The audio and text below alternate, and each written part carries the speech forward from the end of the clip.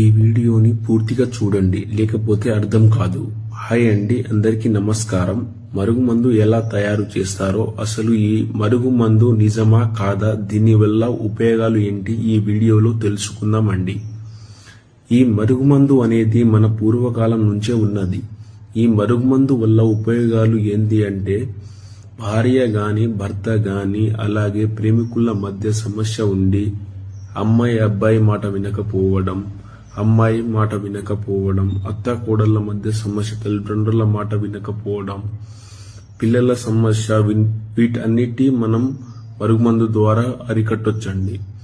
ఏ విధంగా అంటే, ఈ మరుగుమందుని మనం 2 రకాలుగా తయారు చేసుకుంటాం. స్వయంగా మా దగ్గరే తయారవుతుంది. అందువలన ఏ చిన్న సైడ్ ఎఫెక్ట్ గాని ఇలాంటి చిన్న ఆరోగ్య సమస్యలు ఉండవు. ఈ మరుగుమందుని ఒకటి పసరు రూపంలో తయారు చేస్తాము, రెండవది వచ్చేసి పౌడర్ రూపంలో తయారు చేస్తాము. ఈ పసరు రూపంలో తయారు చేసే మరుగుమందు నీ చెప్పులకి, బట్టలకి, తలకి, శరీర భాగాలకు అంటించవచ్చు.